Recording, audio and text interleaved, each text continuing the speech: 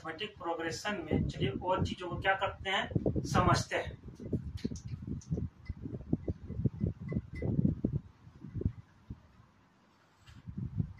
One plus 2 plus 3 plus 4 plus 5 plus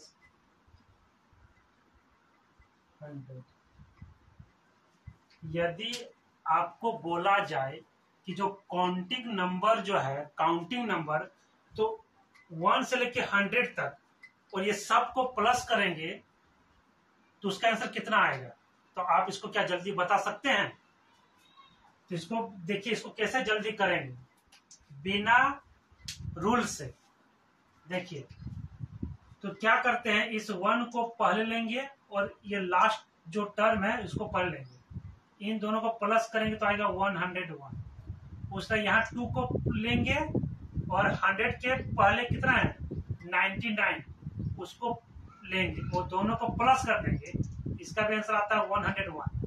उसका 3 लेंगे, उस तरह लेंगे 98, इन दोनों को प्लस करेंगे तो आता है 101।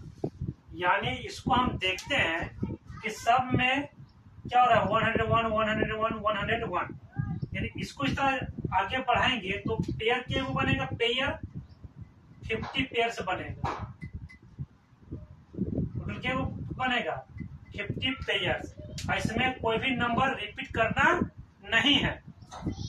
यानी इसको देखा जाए तो एक पेयर में आंसर कितना आ रहा है 101, एक पेयर का आंसर कितना आ रहा है 101, तो टोटल के वो पेयर बनेगा 50। तो 50 से मल्टीप्लाई कर दीजिए तो इसका आंसर आएगा आपका 50 50।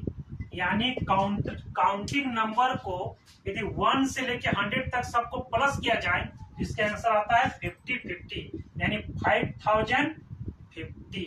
चलिए हम लोग अब मैथ के रूल से देखते हैं कि काउंटिंग नंबर को सबको यदि सम किया जाए तो उसका जो आंसर आता है 50 50, ये मैथ के रूल से कैसे बनाया जाएगा। तो चलिए इसका रूल देखते हैं।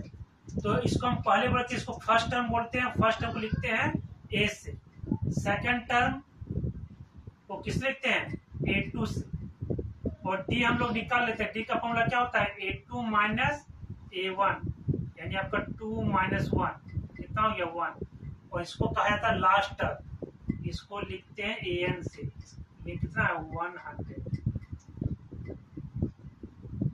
एक होता है SN, SN को ही बोलते हैं सम। सम का मतलब 1 से लेके 100 तक में जितना टर्म है सबको प्लस करेंगे तो उसका जो आंसर आएगा उसको कहा जाता है क्या SN। SN का मतलब होता है सम ऑफ फर्स्ट n टर्म्स, और इसका फॉर्मूला होता है, इसको याद रखना है, SN इक्वल टू होता है n/2 2a plus n minus 1 into D. और एक फॉर्मूला होता है SN का, SN इक्वल टू होता है n/2 a प्लस an। यानी जब लास्ट टर्म दिया रहेगा तो ये फॉर्मूला इस्तेमाल करेंगे, और लास्ट टर्म दिया नहीं रहेगा तो इस वाले फॉर्मूला को हम लोग इस्तेमाल करते हैं। तो आइए इस फॉर्मूला का इस्तेमाल करके देखते हैं कि 1 से लेकर 100 तक यदि सबको सभी टर्म को प्लस किया जाए तो उसका आंसर कितना आता है। तो SN का हम लोग ये सेकंड फॉर्मूला लगाते हैं क्योंकि लास्ट टर्म आपका मालूम है n/2 a plus an। n का वैल्यू यहाँ कितना है, तो n का वैल्यू आपका है 100, क्योंकि 1 से लेके हम लोग कहां तक गए हैं 100 तक। टोटल कितना हो गया इधर 100/2 1 प्लस 100, यानी 100/2, इसको प्लस करेंगे तो आएगा वो 101, कितना है 50, 50 इंटू 101, यानी इसको मल्टीप्लाई करेंगे तो आएगा 50 50। यानी इस रूल के माध्यम से भी आपका आंसर कितना आ रहा है 5050। तो आज हम लोगों ने क्या क्या देख लिया शुरू से लेकर अंतिम तक, कि इसको कहा जाता है फर्स्ट टर्म, इसको कहा जाता है सेकेंड टर्म, इसको कहा जाता है कॉमन डिफरेंस, इसको कहा जाता है लास्ट टर्म या nth टर्म या जनरल टर्म, इसको कहा जाता है सम ऑफ फर्स्ट n टर्म्स, और n को कहा जाता है नंबर ऑफ टर्म्स। और एक चीज यहाँ पर गौर करने वाली चीज ये है कि n जो है ना, n को कहा जाता है number of terms, number of terms, और ये जो हो ये होना चाहिए आपका positive integer, positive integer, positive integers. और क्या होता है बच्चा, अक्सर कंफ्यूजन ये रहता है कि टर्म सब को लिखने में क्या करता है बच्चा, सब गलत कर देता है। जैसे हम यहाँ पर एगो समझाते हैं, जैसे लिखा हुआ है आपका फिफ्थ टर्म, तो इसका मतलब क्या होता है, इसका मतलब होता है A5, इसका मतलब क्या होता है A5। यदि कहा जाए 10th टर्म, तो जब भी ऐसा लिखा रहेगा तो आपको यहाँ A लगा के लिखना है, A लगा के नंबर को लिखोगे तो वो क्या हो जाएगा, टर्म हो जाएगा।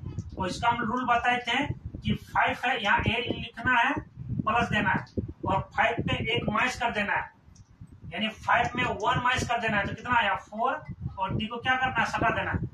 उस तरह यहाँ पर भी देखिए A लिखिए और 10 है तो उसमें 1 माइनस कर दीजिए, कितना आया 9, और D को सटा दीजिए।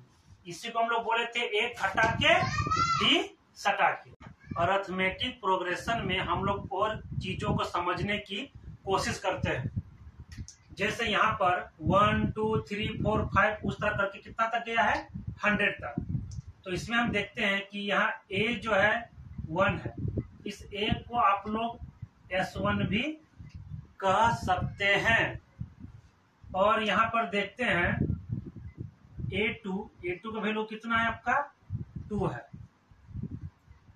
तो यहाँ पर एक चीज ध्यान देना है कि यदि हम S2 लेते हैं, S2 इसका मतलब ये हुआ कि आपको 2 टर्म को प्लस करना है। कितने टर्म को प्लस करना है, 2 टर्म, जैसे मतलब 1 और 2, ये 2 टर्म, दोनों टर्म को प्लस करेंगे कितना होगा, 1 और 2, टोटल कितना हुआ 3, तो यहाँ लिखेंगे 3। उसी तरह यदि हम लोग लिखते हैं S3, इस S3 का मतलब हुआ 3 टर्म को प्लस करना है, 1 2 3, यानी कितना हुआ 3 और 2 5 और 1 6। तो इसका मतलब ये हुआ कि S3 का मतलब हुआ 3 टर्म को प्लस करना है, S2 का मतलब हुआ 2 टर्म को प्लस करना है, और S1 का मतलब हुआ फर्स्ट टर्म। यदि इसमें देखा जाए S2 माइनस S1 करेंगे तो होता क्या है, S2 का मतलब कितना है 3, और S1 का मतलब कितना है 1, 3 माइनस 1 कितना हुआ 2 क्या है, तो आपका सेकेंड टर्म, यानी सेकेंड टर्म का फॉर्मूला हो गया S2 माइनस S1, ये आपका सेकेंड टर्म का फॉर्मूला हुआ। और आप A2 और S2 ये दोनों सेम नहीं है। A2 का मतलब हुआ सेकेंड टर्म, और S2 का मतलब हुआ 2 टर्म को जो प्लस करेंगे उसका आंसर कितना आएगा, उसको ही कहा जाता है S2।